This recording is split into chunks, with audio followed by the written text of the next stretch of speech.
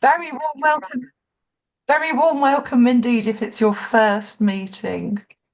Um, this morning, our speaker is slightly more diverse than usual in that we have four speakers, and we're talking about transport in terms of going on holiday. And if you're looking for ways to reduce your carbon footprint, I'm hoping that you might get some good ideas. As always, we do respect everybody where they are on their climate journey. We'd ask everybody to be polite to each other, even if we think other people are taking bad decisions. Need I say any more? No. So I'm now going to hand over to Jenny to do the updates. Thank you, Ellie. Well,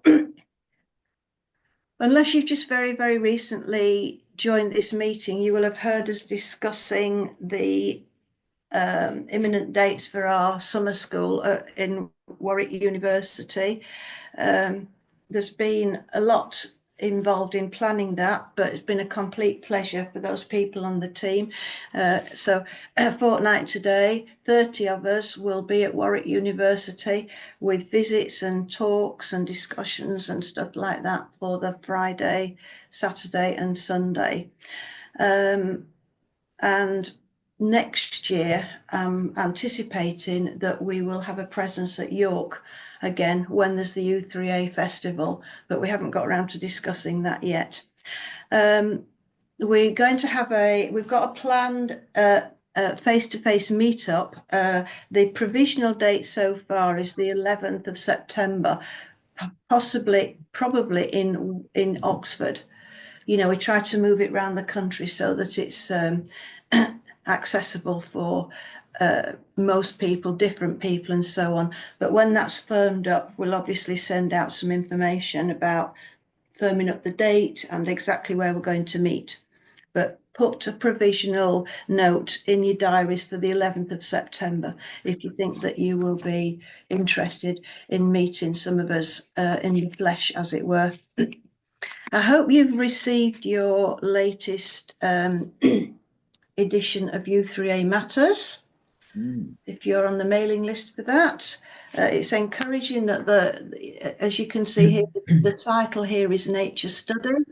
So there are lots of articles in there about things that are going on to help the environment and how U3A members in different parts of the organisation are involved in that. It's encouraging that the editor and the team on U3A Matters are getting a lot more involved in this topic.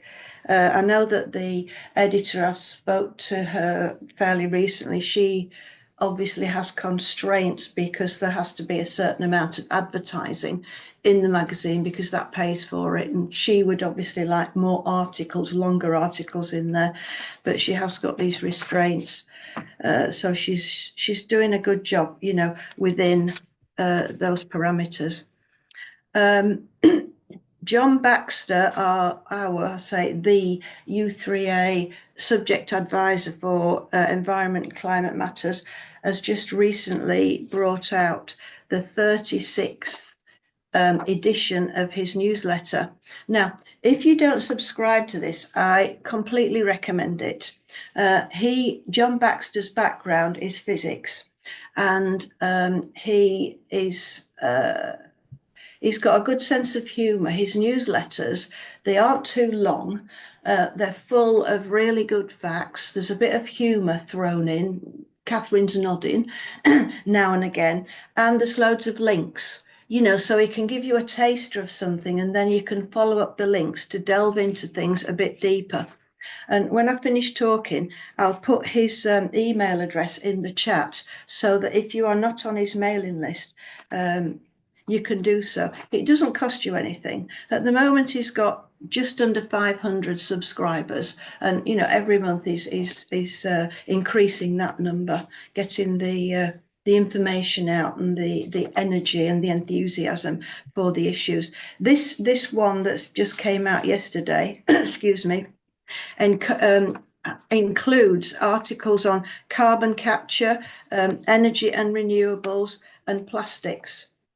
The other thing on the topic of U3A subject advisors is we've now got a new subject advisor for wildlife, somebody called Pete. So that will be interesting to see, you know, how he develops more members, groups, and so on, interested in wildlife and rewilding and biodiversity and all sorts of things related to that. And then thirdly, I want to say something about the council. Excuse me, I've got a bit of a throat issue going on.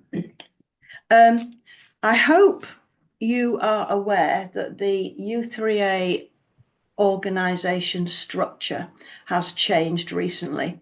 This was a result of an AGM in 2023, October 2023, where they decided that the actual board was too large, the people on the board had too much to do, so weren't effective, and so the concept was to create a smaller board with a council, and the people on the council would be brought from the regions. They would be people who were voted onto the council from each of the 12 regions.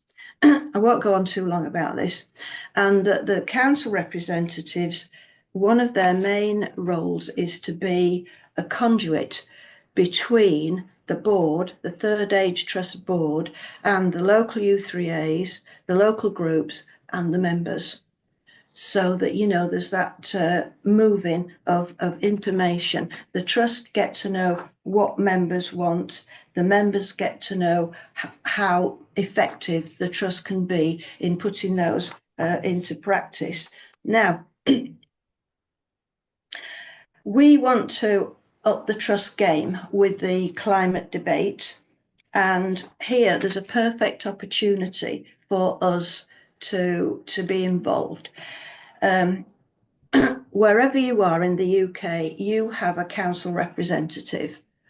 And in the chat, I will put the link so that you can go on the website and find who your council rep is and how to contact them.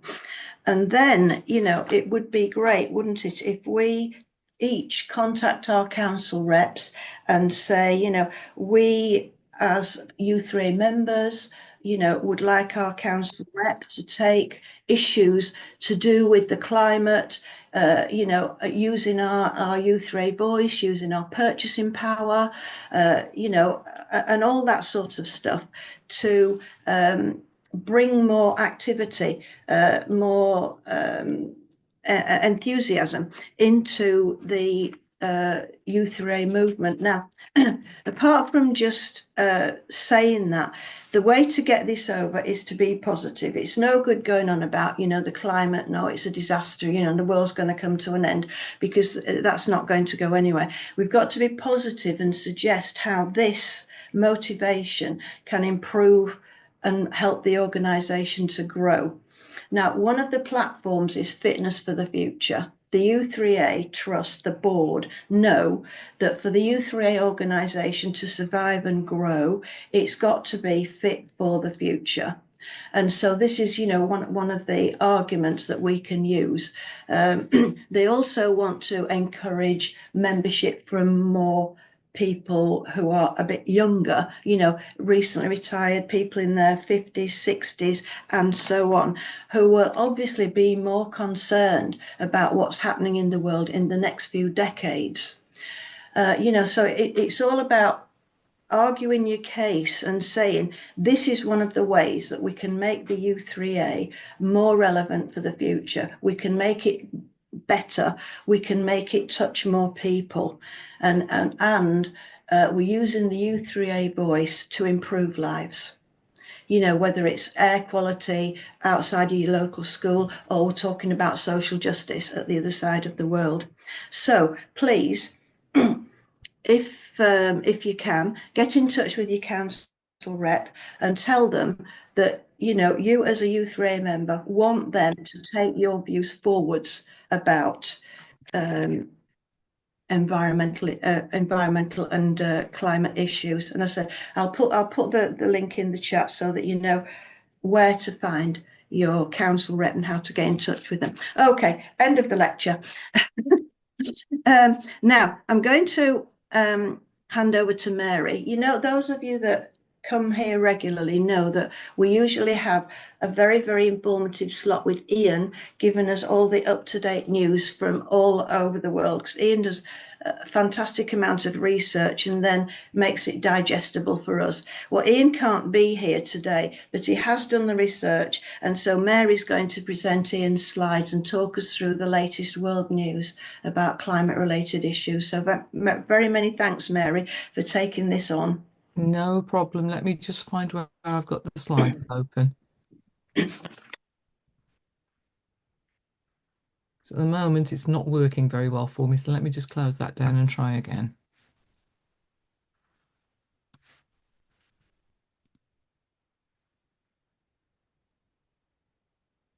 There we go. Okay.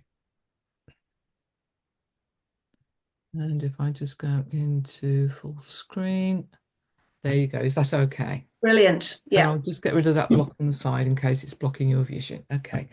Right. Ian kindly sort of ran through this on another meeting I was on earlier in the week, so I've jotted down his notes as well. As you can see, there is good or bad news, depending on your point of view, in that Luton Airport is being expanded. They're going to double the number of passengers by, up to 32 million by 2043. And basically, it's a case of why don't we tax flights to pay for green energy, for example. And I know that Ian has some skepticism about the value of green air fuel. So that's sort of the debate is still open on that, I think. And then moving to electric car sales, basically the government had relaxed the EV sales targets to help the industry due to all this stuff going on with Trump in America. But there is a ban on selling new petrol and diesel cars from 2030. But I think at the moment the high cost of EVs is the problem. They're around £30,000 at the moment. And yeah, the prices will hopefully equalise in 2 to 3 years' time. And the smaller EVs are starting to get cheaper, and there is now starting to be a second-hand market. I mean, from my point of view, I think people have still got some uncertainty about how the batteries will pan out longer term. But it will establish and it will get there. And then wind turbines. Now, the government's approved plans to build an offshore wind farm that can power up to 1 million British homes by 2030. And this also has grid upgrades in the plan, which apparently is going to cost us 6 billion to upgrade the UK grid.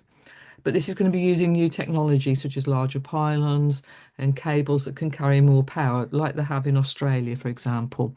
And that should actually make it easier to do than sort of having to have loads and loads of cables on the current loadings. And then the global power sector emissions. Now, these hit an all-time high last year, despite sort of green energy starting to grow at record speed. And the emissions from the sector have increased to 1.6 to a record high in carbon dioxide emissions. By comparison, the UK emissions for these have gone down 40% since 1990, which I think is good news. And obviously, providing the political will is there, we will continue to have those drops over the coming years. Right, next slide. Now, sadly, we had the warmest March in UK history this year. We were plus 1.6 degrees above pre-industrial levels. And this is consistent with increasing emissions. But if it carries on like this, we're looking at a 2.6 to 2.9 degrees C increase by the end of the century. And if no action's taken, it will increase beyond that. So all we can hope is that sort of we will, peak and not much higher, and the action that people are starting to take will wake people up and they will act faster. Otherwise, the world could get very warm indeed. And then moving on to the popular area of the US, of course, and Mr. Trump signing executive orders to expand mining and burning of coal. As he said, burn baby burn, I think it is, rather than dig baby dig. And this basically, they're repelling regulations that discriminate against coal production. And I think we all know that basically behind this is probably his own political aims and, but he's been sort of paid by some of these people to help him get into power. So the political, shall we say, the political climate in America is propped up by these lobbyists and these companies. So it's going to take a long time for that to turn around. Then moving on to data centers. Now, the problem with data centers and AI is that AI takes a lot more energy per search than just using Google. It has a lot of uses for us. It can be very useful, but I think if you just want a simple Google search, using AI is probably not the best way of using energy. At the moment, it's using about 2% of power, of our power use. And that's going to increase as AI increases around the world. And it's expected to double over the next 5 years. And basically, we've got a big server farm being built down the road from us. And I won't go into the size of the hole they've dug to accommodate it. But I know they've dug up all the roads, for example, to build in the cables. And this is the kind of add-on effect that building these things has. And it means that the computing services will use 3 times more electricity than the UK each year just for AI. Renewables will meet some of this, but fossil fuels will be needed. And I'm just reading my notes. They're looking as well at small nuclear because that's on the rise, and that maybe could fuel some of these data centers. For example, Microsoft are looking at using small nuclear to power theirs. And then the final one is the shipping emissions. Now, the International Maritime Organization have agreed a global deal to tackle shipping emissions. Now, it's taken 10 years to get there. And the problem is, of course, that once ships are outside of ports and certain water limitations, they turn to a very heavy oil that's very polluting. So changing this and actually controlling the amount of pollution coming out will help us enormously. And as you can see there, shipping accounts for around 3% of global emissions. So anything we can do to clean that up will actually help to address those emissions. So I did notice that Ian had joined us. So if Ian's got anything to add, then please go ahead, Ian. But otherwise, that's all from me. And I'll just stop sharing. There you go, Jenny, back to you. I did notice his name pop up earlier. Going to say, has anybody got any questions that they would like to ask Ian now he's here? I'd like to comment on the EV issue. I think the problem with EVs is the high price of electricity. As you may know, the electricity in this country is the highest in Europe. And one of the reasons for that is because by having a high price, you get a high incentive for people to build wind farms and solar farms, which is positive. But on the other hand, it's stopping the implementation of EVs.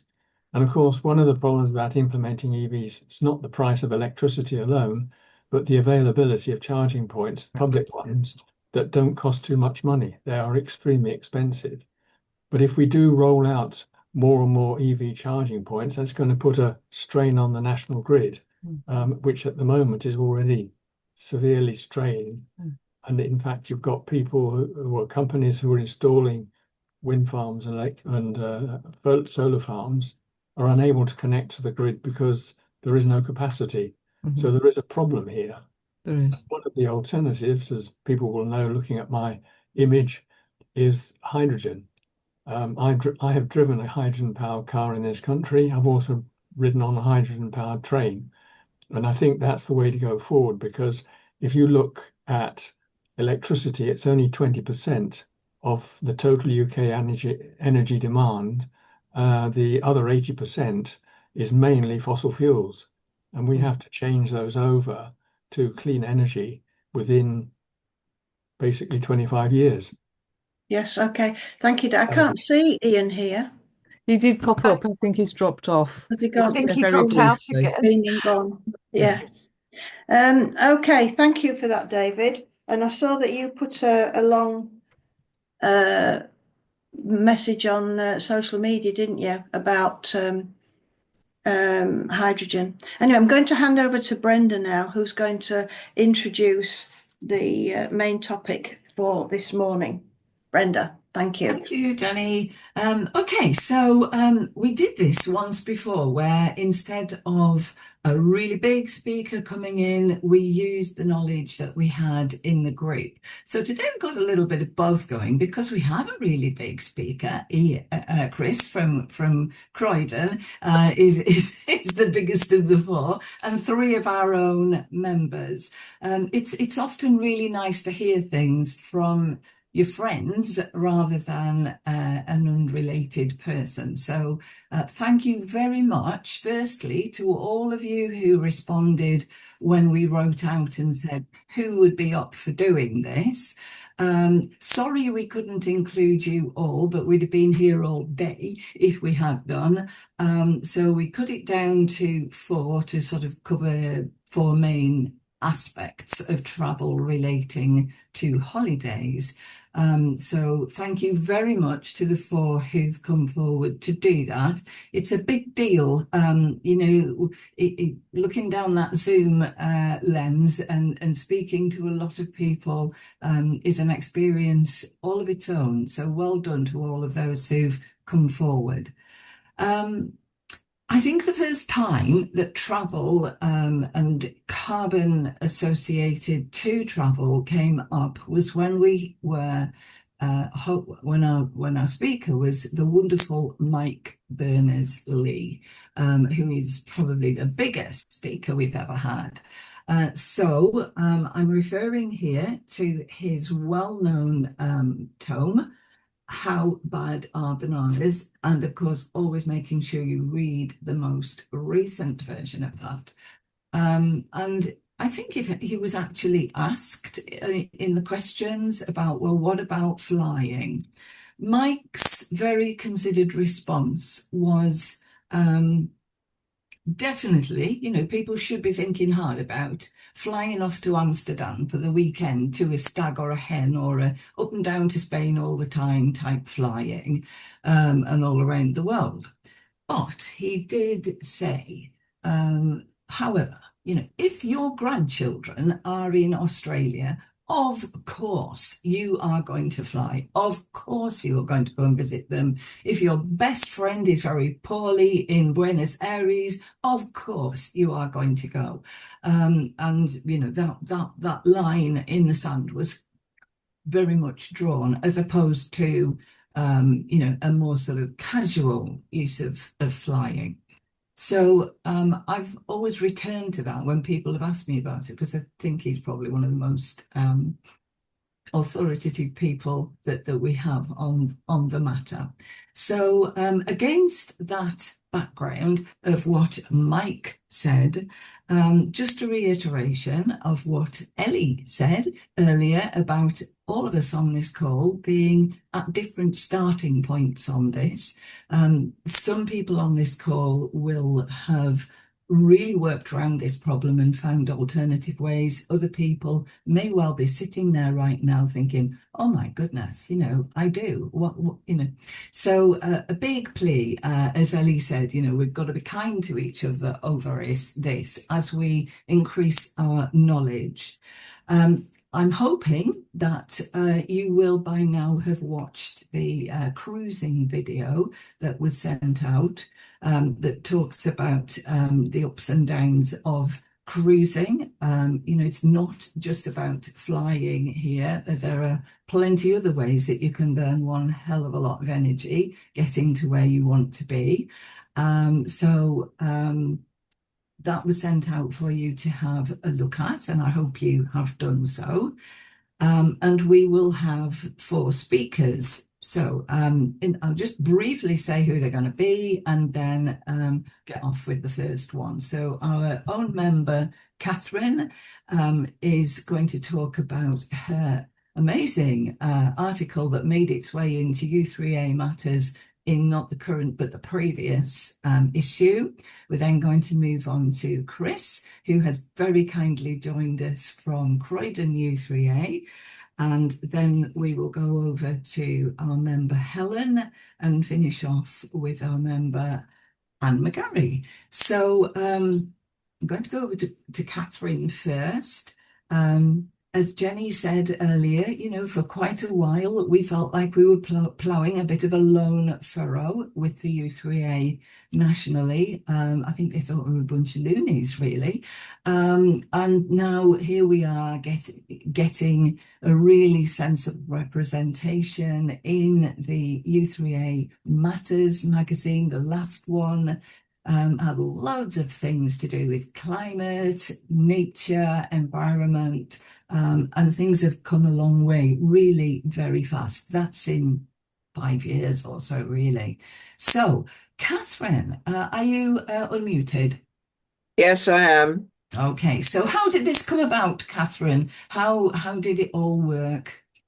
Well, I don't know how they got hold of my name, but they approached me and said, would I write an article for the magazine? And then they said they were going to interview me. In fact, I didn't want to be interviewed. I wanted to write. So I just got on with writing it, submitted it, and then there was a bit of toing and froing. And I was also very keen to give some ideas of the travel organizations that are really focusing on no-fly holidays. And amazingly, they put it in, including little bits about that I said about my. I mean, I think in my fairly long marriage of 36 years, I think we had, 5 holidays by flying. So a very low level in the scheme of things. We did have a car. We do have a car. I have a car. And we went to France a lot and we camped. But I think my husband particularly was absolutely passionate about not flying. And I did fly for work. I had a job which took me around the world. So I've been very fortunate that I've seen places that many people, other people have not seen. But for holidays, when it's a matter of choice, I am not going to fly again unless there was, as Brenda was saying, some crisis that required me to. Can't quite see that happening. So I just think it's something that we can have a control about. We had the last meeting a month ago, somebody was talking about flying to Toulouse because they had a home there. Well, I have friends who have a place in the Dordogne and they never fly. They always go by train. And that's the same sort of area in France. So there are people making that conscious decision to reduce their flying and not go on these big cruises, which are in many ways as damaging as flying. Is that enough, Brenda? Yeah, that's lovely. Thank you. I think you were also thinking in there, weren't you, about how this all fits with our age group, you know, how a lot of people come to our age and stage and have perhaps looked forward to much travel in their later years, and then it's like, oh, I'm having to have a rethink here. Yeah, that's true. I mean, I am fortunate in that I'm a bus ride from St. Pancras, so getting to Eurostar is easy for me. And I can well imagine that it's harder if you're in other parts of the country. But I have, in the last few years, I've been to Naples, Seville, Vienna, Holland. Well, that's easy, of course. I'm off to Bordeaux this year. I'm off to Toulouse this year. I'm going to Berlin next week. And all of that is by train. And we are lucky to be in Europe. Whatever other people may say about us not being in Europe, we are in Europe. And Europe is on our doorstep. Thank you very much. Catherine, was there anything else, any sort of hints you can offer to people if they are asked to write for the U3A magazine, or if they want to write? You know, how did that go? Well, as I say, they were going to interview me, but I like writing anyway, so I just pulled something together. And then there was a bit of toing and froing. And to my amazement, they put in pretty well everything I'd drafted. I mean, I think some people are more comfortable talking. I like writing. And I just think one could be flexible and say, yes, please interview me, or no, I'll happily write. Great, thank you. Thanks very much for that, Catherine. It's just been so positive, hasn't it? You know, early days, it wasn't easy to get that conversation going, and a lot of nervousness in high levels of the organisation about it all. And it's just so good to see that that seems to be getting over, doesn't it? I also think it's impressive that the new chair is coming to our summer school, because when we met him in York last year, we did rather, earwig him and pull him around a bit.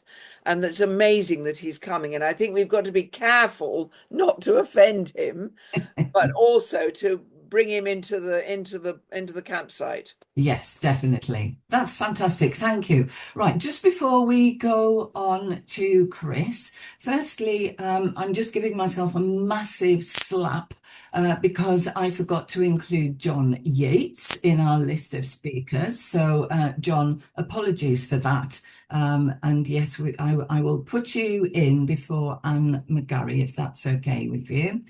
And just also to remind those of you who are new to the group that when we have speakers and contributors speaking, please don't put things in the chat. It is very, very distracting for that person. And as I said earlier, it's quite a big deal doing this. And the last thing they need is us chirping and twittering away down in the bottom right-hand corner of their screen. So please don't do that. Save your thoughts and ideas until you get into your discussion groups and we come back at the end. Lovely. Right, let's go over to Chris, who has done something that I think none of the rest of us have done, which is to write an article for the EU3A blog. And we will send you a copy, we'll pop a link into the chat for you, but we didn't send it out before because we didn't want to steal Chris's thunder. So Chris, it's over to you time. Tell us about the time you went to Scandinavia. Hello, yes. Well, when Jenny heard that I was going on a Northern Lights cruise, she did ask if I would check up on Hurtigruten to see whether they're living up to their claims for being environmentally friendly. So my friend and I set off thinking we were going to be Susie Sleuth and Secret Squirrel, but it wasn't at all necessary because it was just so easy to see what was happening. The ships for Hurtigruten are actually ferries. They're not these huge block of flats full of swimming pools and casinos and cinemas, etc. There's only 590 odd sleeping passengers on board, 70 crew. It's a bit of a car ferry, and for Norwegians, it goes up and down the Norwegian coast to, I think it's 34 or 36 ports of call. Sometimes you're in there for 10 minutes. Sometimes you might be in there for 8 hours or so and can go off and do some exploring. But it's, the first thing we noticed at Bergen was a great big oil tanker with biodiesel written all over it. When we got on board, we immediately noticed all the recycling bins. Every landing staircase has a great row of bins for glass, paper, etc. And there's no single-use plastics anywhere. All the disposables are paper-based, including the napkins, which apparently is arguable that they are more environmentally friendly than reusable and washable cotton and linen. There's on the door, you get a tag that you can hang out so that they don't come and clean or change your towels. And for each time you do this, they make a donation to their foundation, which helps cleaning up the world's seas. The food waste, most of it, which is like peelings and plate leftovers, is collected along the voyage until the Lofton Islands, where it's discharged into a special unit that turns it into fertilizer that is then given to the farmers who are supplying the produce. And you're able to witness at the ports the comings and goings of the produce being loaded onto the ship. You can see the vegetables every day. There's a bakery van outside, although they do some baking on the ship. You see the fish being delivered. And food waste is kept to a minimum because they have very clever recipes and the menus, and they also do small portions so that, which is all right for some of us because that means we can actually taste lots of different things when it's a buffet night. So the cleaning fluids, there's the soaps, shampoos, they're all labelled up good for you and good for the ocean, as they're all made of natural ingredients. So Hertie Grunton Foundation is run separately and it carries out cleanup projects all over the world, not just Norway. Members of the exhibition team on board my ship were full of stories of being on these projects. They'd been to Antarctica as well as the Arctic to clean up debris. The ship I was on was an icebreaker, so that's why it can take part in these voyages. And indeed, when we were in Kirkenes, right up the top near the Russian border, we were iced in the port and I saw it in action. And it was very impressive. They sell on board bracelets made out of fishing net and other trinkets made out of, what was flotsam and jetsam in the sea. And I've no doubt they do all these things because the staff was just so open talking about it. You didn't really have to do any investigation. From the captain to the cleaners, everybody was just full of good things to say. And of course, Norway is a very a good place with all its hydroelectric power. And the place is spotless. We didn't see any graffiti anywhere, and the streets had no rubbish. That was very good. And of course, on the boat, on the ship, there's Norwegians going up and down the coast just for a few hours, some for a few days. And so it's a very good mix. They've got on the drawing board the possibility of a ship that's wind powered. The sails won't be sailcloth and ropes like the old cutters, but they'll be more solid. It just shows that there is a lot to be learnt from the past to help us in the future to help save our planet. But I would recommend going on one of these cruises just because it is small. Say it isn't a huge ship. There's only a few hundred people, and when you go onto the land, it's usually with a local person giving a tour and an explanation. And I found it very enjoyable. I did see the Northern Lights, but the rest of it would have been equally as good without the Northern Lights because it really was an experience. John, Chris, thank you so much for that. That's a real eye-opener. I'm just popping into the chat there now one of the links to Hertie Grunton, but if you look for it in a search engine, you'll find loads more that may be what you're looking for.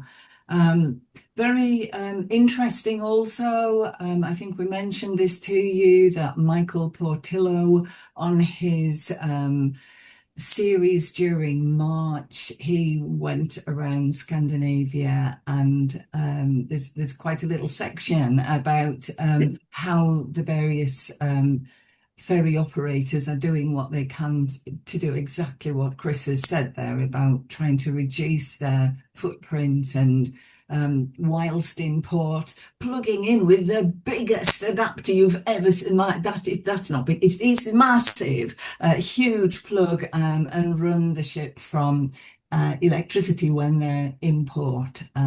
So, they're trying hard, and I know that our magazine does sometimes run a promotion for them. Jenny.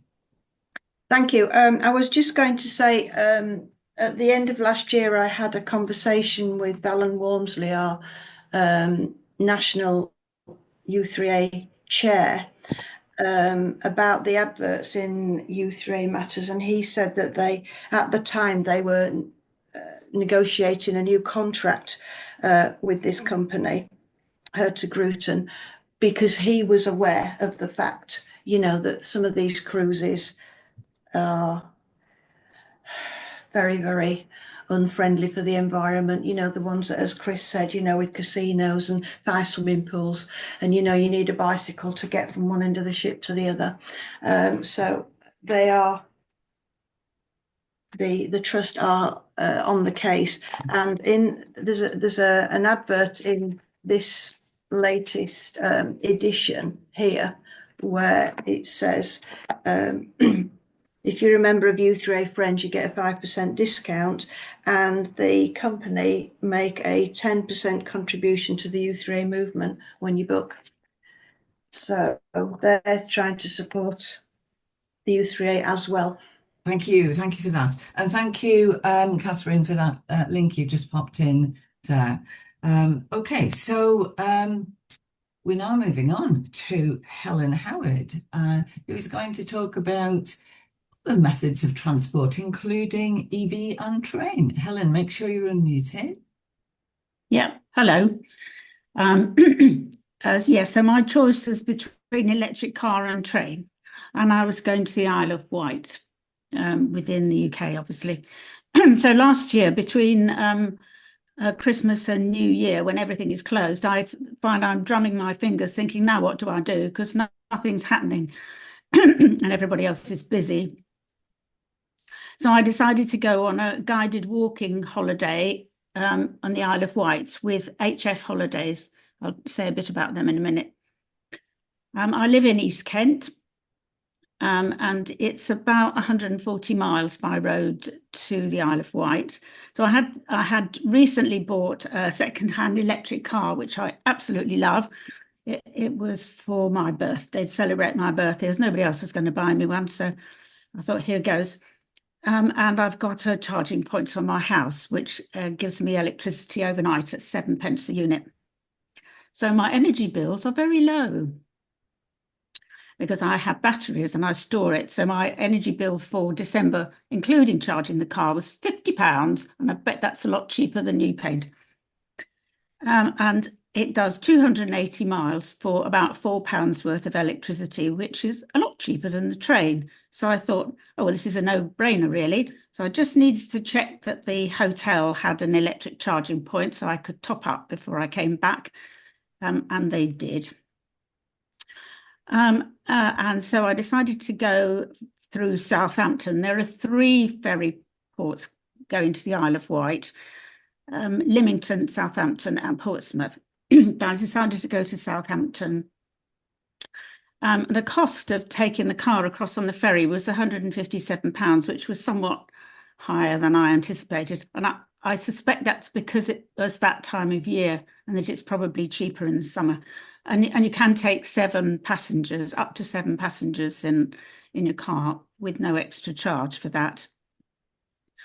So I thought, oh, well, this is easy. But I hadn't banked on the M25. Because I live in East Kent, it's really difficult to go anywhere or do anything without travelling down the M25. And would you believe it took me 7 hours to do 140 miles? Really, it did. The traffic was horrendous. I've never seen anything like it.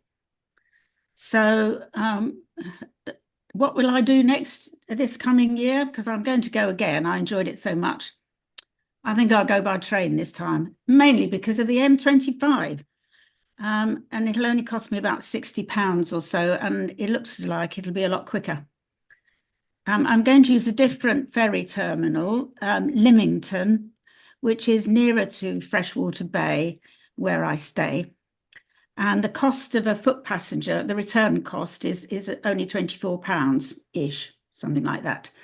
And there's a bus to my destination. If I want to catch a bus, it's only a short distance, or I could get a taxi. So that's all fixed for this coming year. I just wanted to say a bit about HF Holidays because they're run as a cooperative. They're run by the members. And this means that they're very responsive to what the members want. I was able to ring up and say, I was quite interested in some of their overseas holidays because I like being with a group as I travel on my own. But I said, but I don't fly. would they be able to substitute train travel instead? And they said, no problem. Well, there are so many companies where if you asked a question like that, they'd say, well, this is, take it or leave it. This is what we're offering. But no, you can, if you ring up and ask, they can substitute train for flights. And they run group holidays for people like me who travel alone but enjoy being with a group. The staff were lovely, and nothing was too much trouble for them. And they have excellent volunteer walk leaders, but you don't have to do walks if you don't want to. I'm not opting for walks in December. I like walking around the coast. So, and it is right, the hotel is right on the coast. And there are good bus services. Who knew? They have buses. Even in winter, even in the middle of winter and over Christmas and New Year, there were buses, so which I used quite a bit last time. So I can recommend them. Great experience overall. That's about it. Thank you. Thank you so much, Helen. In a little while, when you've got a moment, if you can pop a link into the chat for HF holidays, that might be useful for some people.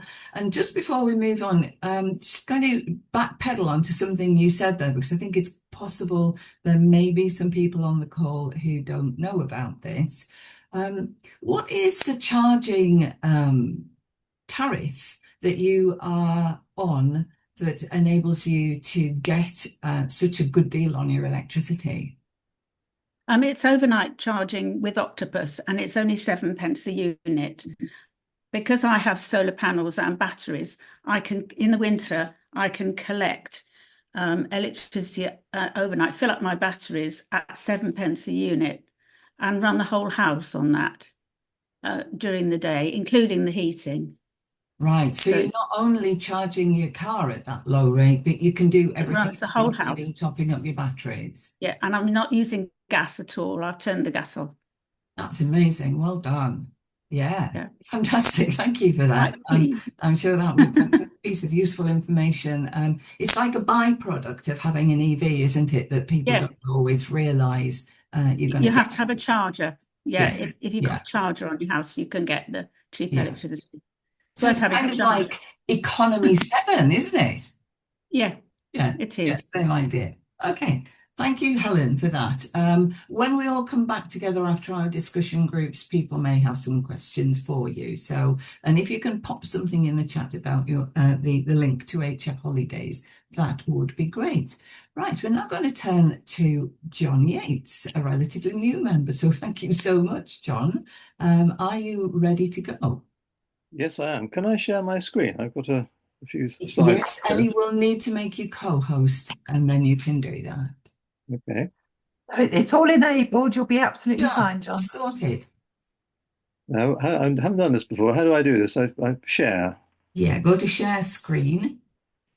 How's that looking? There you go. And then is that working? So on your PowerPoint slides there, where it says slideshow, just under the top where you've got no fly travels, slideshow, and then view show. How's that? Is that Ta-da! Sorted? Yes. Okay. So is that now full screen? Okay. It is. It's lovely. All right. Well, good morning, everyone. So our daughter and her family live in Barcelona. We go and visit them twice a year.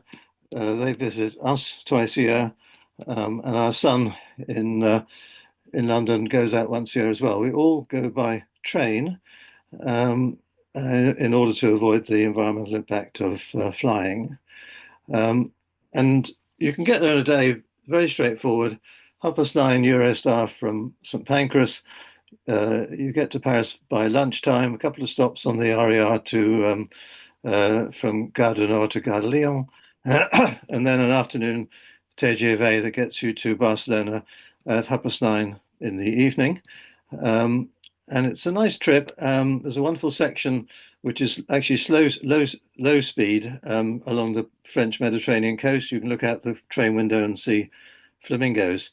And the journey back is similarly straightforward. You leave Barcelona about 9:30 in the morning, arrive in Paris at tea time, 6 o'clock Eurostar, and you're back in London by before 8 o'clock in the evening.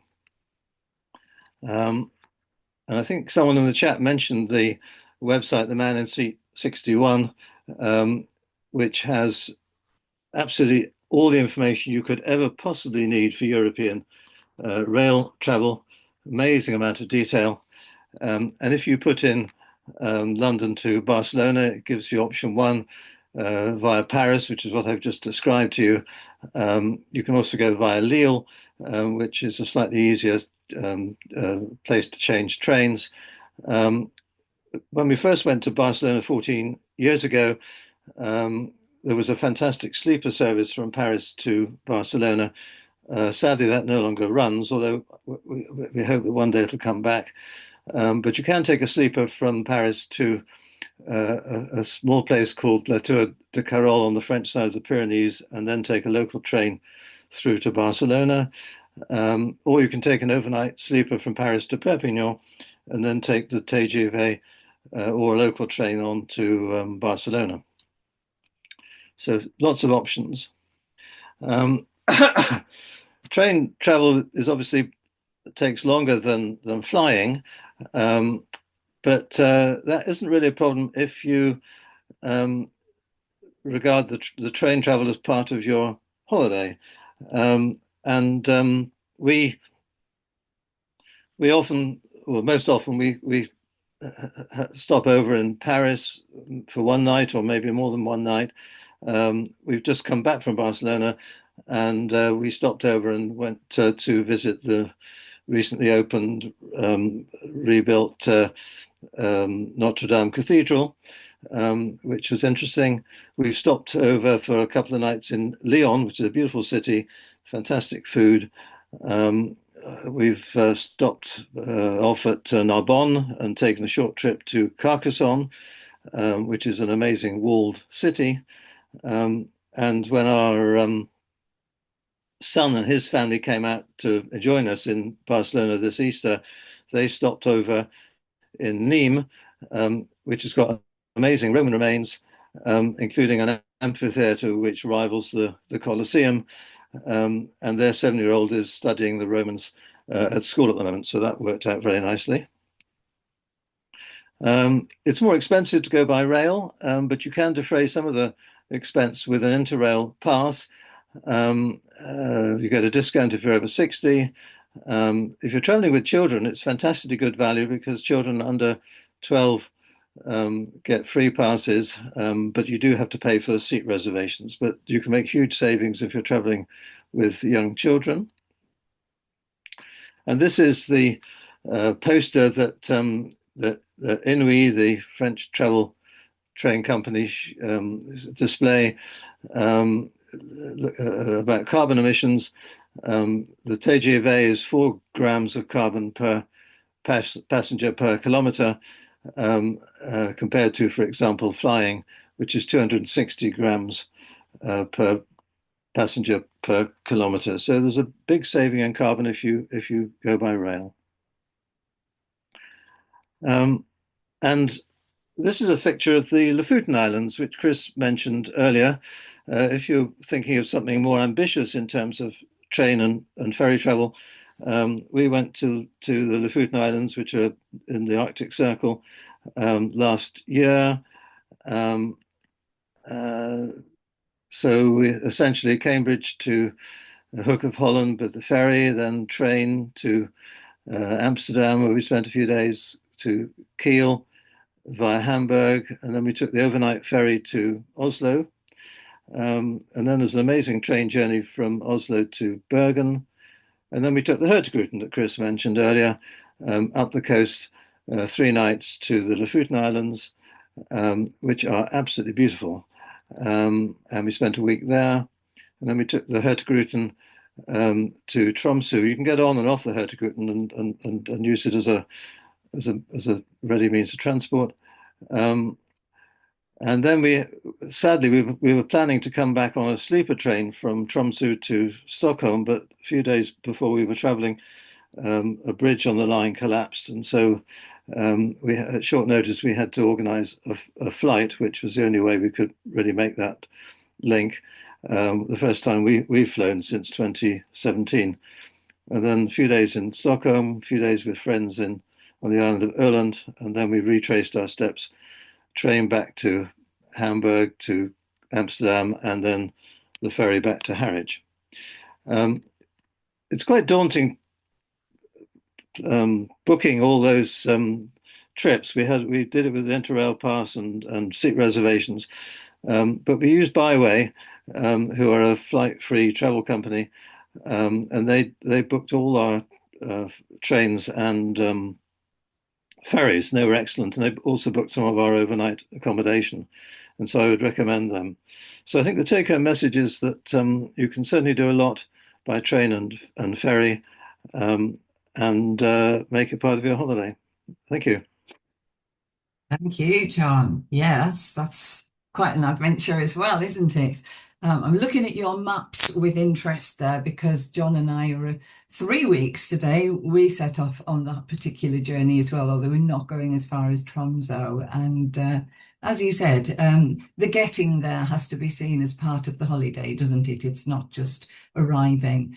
The man from seat 61 has had a couple of mentions today. For anyone who doesn't know about him, he has a website, a blog, he's on social media, and he manages to travel around the world at various people's expense, not his own, blogging about various rail journeys. He upset his followers this week because he talked about going on a P&O to Norway, and there was like a sharp intake of breath in the people who follow him, and said, why on earth didn't he do like Chris did and, you know, go the good way? If he's going to go by sea, it doesn't have to be on a great big P&O. So yeah, I think he was definitely admonished for that. I'm just going to pop into the chat there a little link, something you might have seen in the news this last week. There was talk of extending rail services to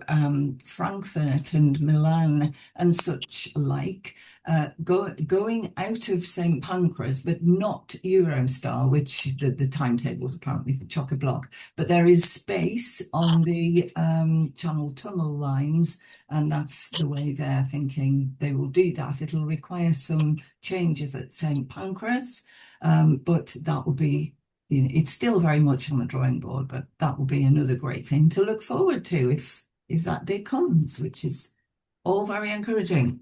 Okay, we're going to finish off with Anne McGarry, who is also talking about train travel.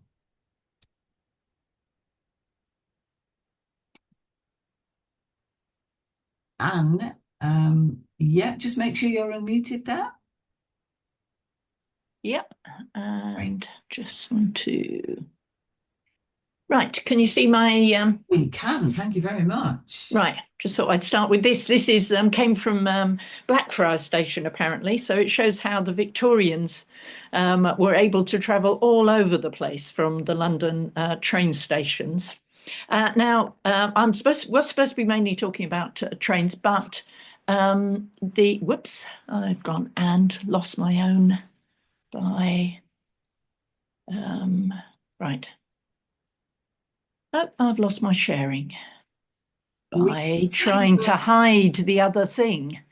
Right, so what you should be looking at... we can see carbon footprint of travel per kilometre to that. Yes, but I can't see it now because I went to try and get rid of you lot sitting in the corner of my screen, and what? Well, keep us there. It's still big enough to see. Yeah, but I need to be able to see it to talk about it. From what my recollection, right, I'm going to stop sharing and start again. Sorry, folks. Good plan. And I won't try to, right, share. Just while Anne is sorting out the technology there, I'm popping into the chat a link to Byway, who've been mentioned by a couple of people, so that's sitting there for you. There we go, Anne. Right, okay, now here's our real starting point. So the facts. I was supposed to talk about train travel, but then realized that in the various presentations, we weren't using any of this sort of data. Now, this is, as you'll see from Our World in Data, but it's UK government statistics and it's for travel. It's not for holidays, and main thrust of what we're talking about is holidays. Let me go to the next one where it will be whoops. Oh, right. Where you can see them a bit bigger. So as you'd expect, of course, flying is really high. It's looking at travel really from here and what you might do. It uses average occupancies. You will see, so you've got the domestic flight and then you've got the short haul flight, the long haul flight. France has banned internal flights or something like that, which is pretty amazing. The motorbike is pretty high, I think, because there are so many big motorbikes. Now, the average bus is quite high. The London bus is a bit better. I think when there are electric buses, but of course, see, there aren't enough of those to figure here. The plug-in hybrid is pretty good. The non-plug-in hybrid is a nonsense, really. It's just using fossil fuels. The electric car is, here we are, 47 grams.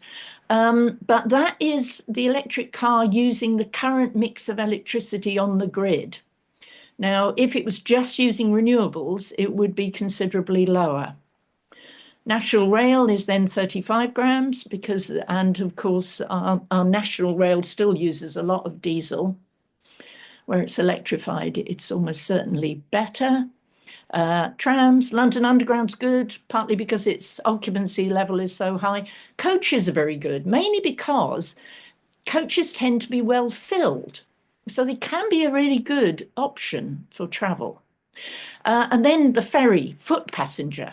So this, I'm assuming, is like your Hurtigruten, which is basically a ferry going up the coast of Scandinavia. But this is just foot passenger. If you're adding the car, then you're going to add a considerable amount to that. And then the star of it all, the Eurostar to Paris, is really, really low. Occupancy levels are very high. The system's very efficient. And there you go. That's what is possible. That's probably all I need to say about all of that.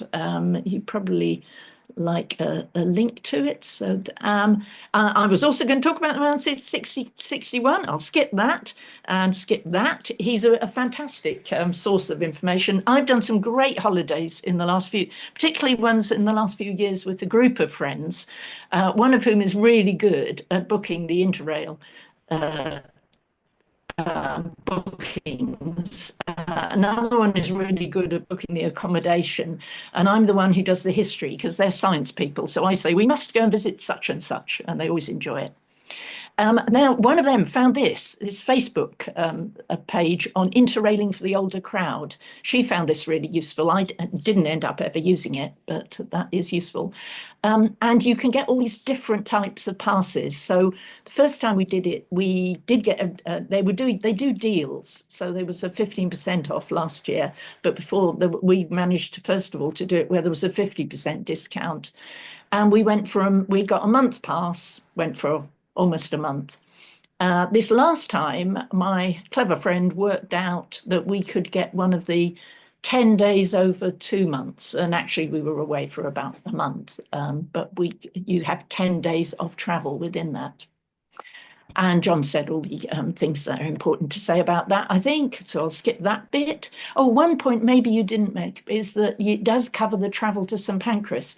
Now, if you live somewhere like where I live, where the train to London is quite expensive, actually it's expensive from Cambridge, isn't it? This can be really useful. You can save £100 by easily by managing your travel so that your travel to that is the same day. It has to be the same day as your Eurostar. I looked at Byway. There was a journey I was doing. I've done a lot of train journeys to Europe, and it was Greece that we went to last October with my group of friends. But I had to go down to somewhere in the south of Spain on my own, and I was finding it quite difficult. I wanted to take that sleeper train that John mentioned that goes to the middle of the Pyrenees, and I was finding it difficult to book it. Byway seemed really expensive, and I used these people who were in North Wales, and that seemed to be well worthwhile. And they did a good job. And I got back from Madrid to London in one day. But I do have a useful nephew in Madrid and a useful niece in London to stay with. Right. Right. Thank you so much. All the pretty pictures of things in Greece. So many good ideas. And if you get a chance, maybe you can pop a link to Festiniog Travel into the chat for people. Yes. In a moment, we're going to divide you into groups. We're not setting, you've got to talk about this or the other. Just have a discussion. Come back into the main group with any interesting points that came up that you want to pop in the chat for other people. If you have a specific question for one of our speakers, not a comment, but a question, when you come back, you can pop your electronic hand up and ask that question, but not comment. Comment in the chat when you come back. Right, Ellie, do your magic. Chop us up.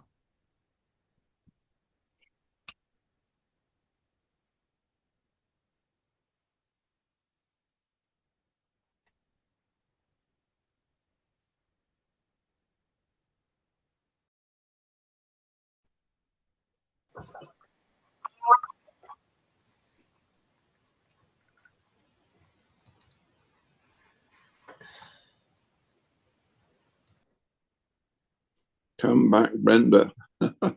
If you have any comments that you would like to add to the chat, get your fingers doing the walking right now. Maybe there were some useful links that popped up during that. If you have specific questions for any of our speakers, please use your electronic hand, and then we'll see that you would like to do that.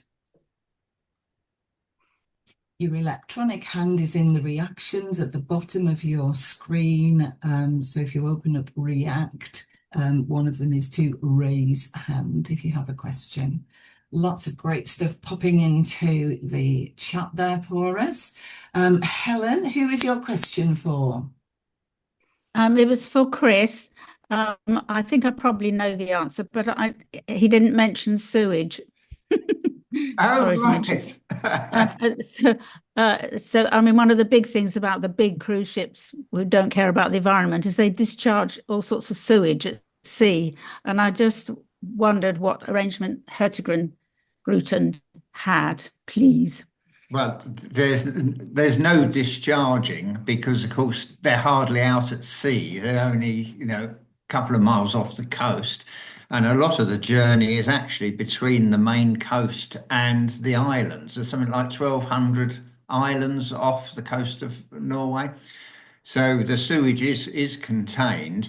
And I know they did have a water treatment plant on board for, because all the water in the rooms, the tap water is drinkable. But I must confess, I didn't ask about sewage. It didn't occur to me at the time. Sorry, it's my preoccupation. No, it's a very important one, of course, especially, like this morning on the news, all about, the sewage going into our lovely chalk streams and things. You did mention the fact that the sewage is discharged and turned into fertilizers, didn't you? When Hurtigruten, I actually spoke to the guys on the Hurtigruten ship about the water treatment because it was quite advanced. But also, when they go into port, they discharge the foul sewage into the wastewater plant and on the dock, and that's then turned into the fertilizer, as you mentioned. So they deal with the sewage in a very eco-friendly way. Thank you, Mary. Heather, who is your question for, please? So was that me? Yes. Right. Hi. I guess any one of them that's got anything to say, or anybody else really. I was wondering, if anyone had any experience of traveling in Europe, either with a disabled person in a wheelchair or dogs, or even better, both. Because I'm currently stuck in the UK pretty much because we have one person who can't walk very far and needs a wheelchair and 2 dogs. Right. Anyone can throw a little light on either of those? Catherine? With the dogs, I have a cat. And I use trusted house sitters, and they come and they look after my cat beautifully. And once I've joined the website, I don't pay them, they don't pay me. And I've made good friends through it, and it's absolutely fantastic. Possibly Heather's question was about actually having the dog with you on the journey. I know, but if you can leave it behind, leave it at home. Yeah. I think, Heather, I'll chip in here to a point that Jenny made in the chat earlier, that a lot of continental rail travel does require a fair degree of mobility and fitness.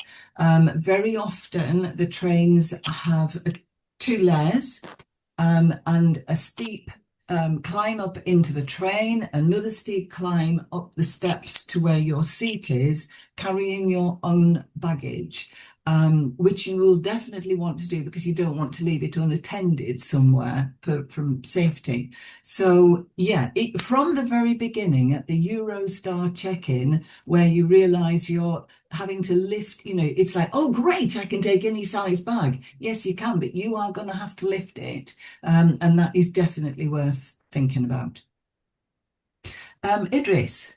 I'm going to ask you about credits. I don't really understand them. I'm ignorant on that, I confess. If I buy a credit with cash, what am I buying? Am I buying somebody else's dirt through their having made that journey already? Talking about carbon credits. Yeah. Do they work? Okay, I'll chip in, but there may be others who have even more to say about it than I do. It's an area to be very, very careful in. There's a huge amount of greenwashing in this area, and a lot of the credits are gained by inappropriate planting of trees, the wrong trees in the wrong places, like the Scottish Highlands, for example, and yeah, be very careful around carbon credits. I would say Joe Grimm, who isn't with us today, knows loads about this, and we have talked about it in the past. Perhaps we'll come back to that where there's somebody in the room who's... I think it's a big con. I don't think it works at all. That's for sure. Yeah. Brenda, I see 2 more hands up, but we only have 3 minutes left. Okay, let's... the next hand up was Anne. I got drawn on one trip, an organised thing to south of Spain with one of my sisters-in-law. So everybody else flew, but that company gave me £100 back because I didn't fly. And then actually there were about 50 people, and a conversation starter was, "Oh, which airport did you come from?" So I was able to get into the whole conversation about not flying very easily in that group. Lovely. We're going to run out of time. Margaret, you haven't spoken today. Is yours an actual question? No, it's just commenting on the fact in this country, I don't know about Europe, when talking about getting onto trains and so on, there is this marvellous group called Passenger Assist, and having used it, they are excellent. They will meet you off the train, they will get you to the next train. And, it really works very well. I don't know about in Europe. Thank you for that, Margaret. That's very helpful to know. Right, we have officially run out of time. Sorry, David, you did speak earlier. I'm going to hand back to Ellie. Okay, I'll just very briefly finish. Our next meeting will be in May, the last Friday as always, which is the 30th of May. I'd like to say a huge thank you to all of our speakers today and everybody for your contributions in the discussion as well. We had some really interesting presentations, and I know I've come away with ideas for my future holidays. So very great thank you to everybody who presented. I also loved Terry's knitting idea, and I think I might take that up as well. And the last note, just for everybody going to summer school in 2 weeks, we hope you have a really great time. And at the next meeting, we'd like to hear a little bit about that. So thank you very much indeed, everybody, and see you on the 30th of May.